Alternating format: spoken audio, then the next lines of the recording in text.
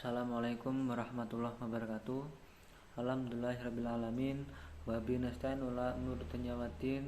Wassalatu wassalamu ala asrofil anbiya'i wal mursalin sayyidina maulana Muhammadin wa ala alihi asrofil anbiya'i wal mursalin. Amma ba'du. Alhamdulillah, puji syukur kita panjatkan kepada kehadirat Allah Subhanahu wa taala yang mana telah memberikan kita rahmat, hidayah serta inayahnya kepada kita semua. Lalu yang kedua, sallallahu alaihi wasallam semoga tetap tercurahkan kehadirat Nabi Muhammad sallallahu alaihi wasallam yang mana telah membimbing kita dari zaman jahiliyah menuju zaman yang terang benderang, yakni dinul Islam. Para hadirin rahimakumullah, pada kesempatan kali ini izinkan saya mengulas sedikit tentang manfaat pernikahan. Sebelumnya kita telah mengetahui bahwasanya pernikahan itu bukan hanya perjanjian di antara kedua belah insan, melainkan dengan juga Sang Khalik. Lalu apa sebenarnya manfaat pernikahan itu sendiri? Pernikahan adalah salah satu bentuk ibadah yang di dalamnya terdapat penyatuan dua belah insan atau bahkan dua keluarga untuk membentuk keluarga yang sakinah, mawaddah, dan warahmah. Beberapa manfaat yang bisa dipetik dari pernikahan. Yang pertama, nikah adalah bentuk ibadah kepada Allah Subhanahu wa taala. Lalu Dai Anas bin Malik radhiyallahu anhu dikatakan bahwasanya Nabi Muhammad sallallahu alaihi wasallam bersabda, apabila seseorang menikah, sungguh ia telah menyempurnakan separuh agamanya.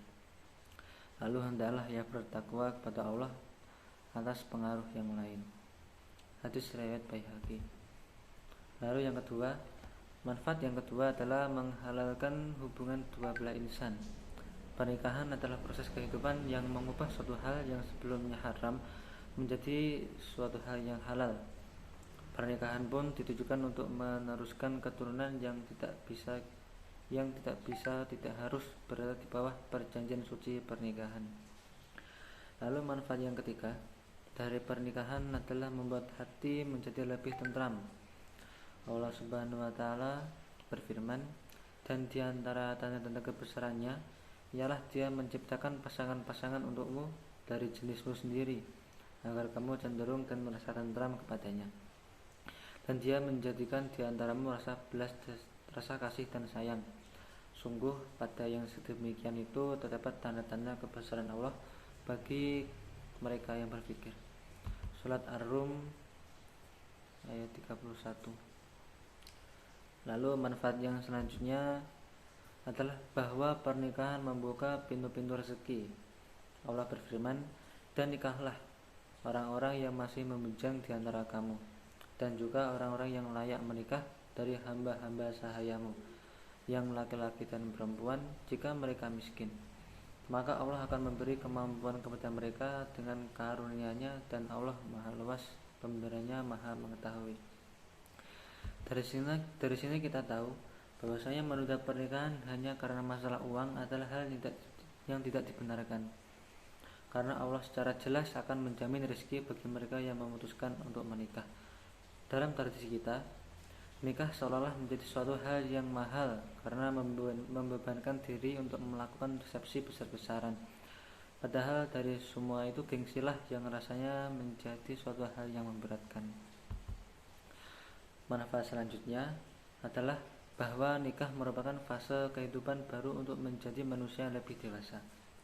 Tentunya dengan menikah kita belajar untuk saling menghargai, menghormati, dan memahami satu sama lain. Di lain pihak, setelah mempunyai anak, setelah pernikahan, proses menjadi ayah dan ibu adalah hal yang paling mendewasakan seseorang dalam kehidupannya. Hadirin rahimakumullah,